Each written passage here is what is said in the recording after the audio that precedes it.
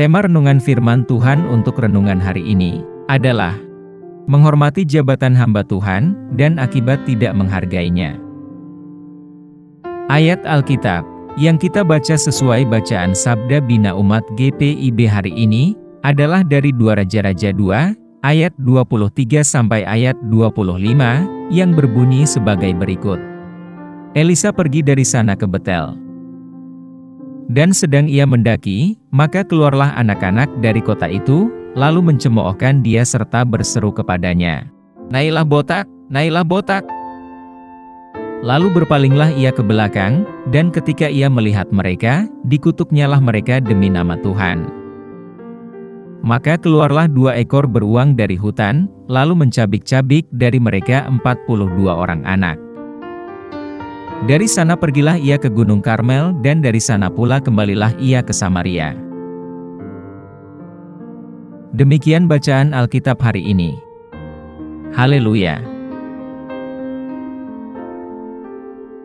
Saudara dan saudariku yang dikasihi Tuhan Yesus, dan yang mengasihi Tuhan Yesus. 2 Raja-Raja 2, ayat 23 sampai ayat 25, adalah ayat-ayat Alkitab yang membuat penasaran, dan sering disalahpahami, yang menceritakan kisah Elisa dan 2 ekor beruang. Untuk memahami bagian ini, kita harus menyelidiki konteks dan narasi yang lebih luas, di mana perikop ini berada. Elisa, tokoh protagonis dalam cerita ini, adalah seorang nabi yang menggantikan nabi besar Elia. Nabi Elisa telah melakukan banyak mukjizat, seperti membelah sungai Yordan, memperbanyak jumlah minyak dalam buli-buli seorang janda miskin, dan membangkitkan orang mati. Pelayanannya ditandai dengan kedekatannya dengan Tuhan, dan dia melanjutkan pekerjaan pendahulunya, yaitu Nabi Elia. Dalam ayat-ayat menjelang 2 Raja-Raja 2, ayat 23 sampai ayat 25, Elisa baru saja meninggalkan kota Yerikho, dan sedang dalam perjalanan menuju Betel. Di tengah perjalanan, sekelompok anak laki-laki keluar kota untuk mengejeknya sambil berteriak, "Naiklah, kepala botak! Naiklah, kepala botak!" Anak-anak lelaki ini kemungkinan besar tidak hanya mengolok-olok kurangnya rambut Elisa, namun sebenarnya mengejek jabatan kenabiannya, dan secara tidak langsung juga mengejek Tuhan yang dia layani. Setelah mendengar ejekan itu, Nabi Elisa berbalik dan mengutuk mereka dalam nama Tuhan. Segera, 2 beruang muncul dari hutan, dan menganiaya ke-42 anak laki-laki itu. Bagian ini diakhiri dengan menyatakan bahwa anak-anak itu dicabik-cabik, menekankan beratnya hukuman bagi yang menghina jabatan hamba Tuhan. Kisah ini seringkali membingungkan, dan bahkan meresahkan pembaca modern, karena tampaknya merupakan respons yang tidak proporsional dari seorang nabi, terhadap ejekan dari orang yang masih anak-anak. Namun, penting untuk menafsirkan bagian ini dalam konteks budaya dan sejarah pada saat itu.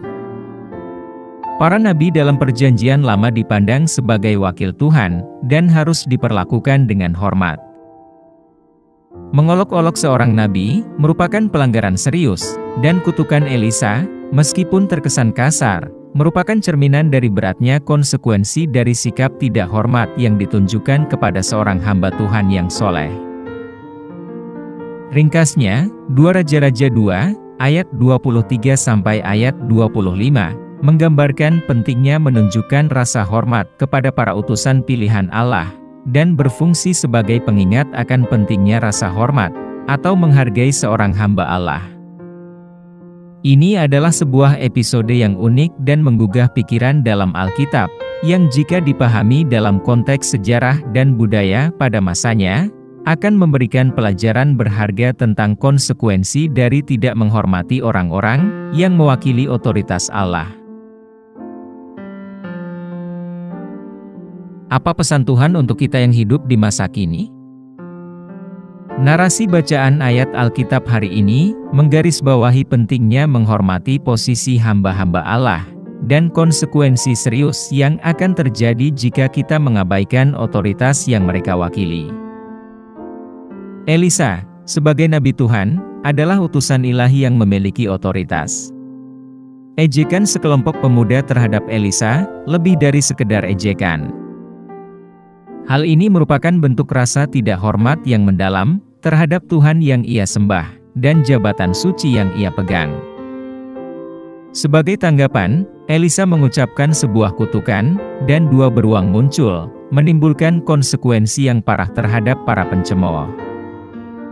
Kisah ini menjadi pengingat yang kuat bahwa, di dunia di mana rasa tidak hormat terhadap otoritas ilahi merupakan hal yang lazim, pesan Tuhan menjadi lebih jelas, yaitu, rasa hormat terhadap hamba-hamba Tuhan adalah penting, karena juga berarti menghormati Allah, yang telah mengutus mereka.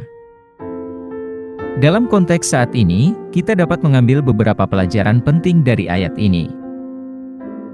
Yang pertama dan terpenting, kita dipanggil untuk menghormati dan menghargai mereka yang melayani Tuhan, termasuk para pemimpin dan mentor spiritual. Peran mereka merupakan bagian integral dari pertumbuhan dan kesejahteraan spiritual kita. Kedua, kisah ini menyoroti pentingnya kata-kata dan tindakan kita. Mereka memiliki kekuatan untuk membawa berkat atau kutukan ke dalam hidup kita. Narasi ini hendaknya menguatkan keimanan kita, dengan menekankan kesucian dan kewibawaan hamba Tuhan, serta perlindungan ilahi yang diberikan kepada mereka yang menghormati dan menjunjung wibawa hamba Tuhan.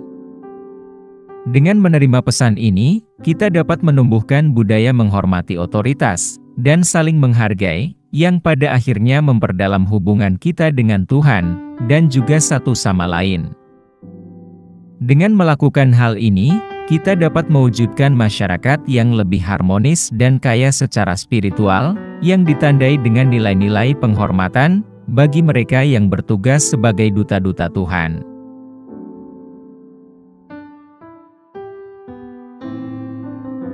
Apa yang harus kita terapkan dalam kehidupan kita sehari-hari? Kita harus menunjukkan rasa hormat dan penghargaan yang tulus kepada para pemimpin rohani kita, mengakui otoritas dan kebijaksanaan yang mereka wakili dalam kehidupan kita. Kita harus memperhatikan dan menyadari dampak dari kata-kata dan tindakan kita, memilih untuk menggunakannya, untuk membangun, dan bukan untuk meruntuhkan. Kita harus memahami bahwa perilaku kita mempunyai konsekuensi, kita harus menerima akuntabilitas atas tindakan kita, dan berusaha untuk hidup selaras dengan prinsip-prinsip ilahi. Kita harus mempromosikan dan mengembangkan kebaikan dan empati satu sama lain, melawan budaya tidak hormat dan perpecahan, dengan cinta kasih dan pengertian.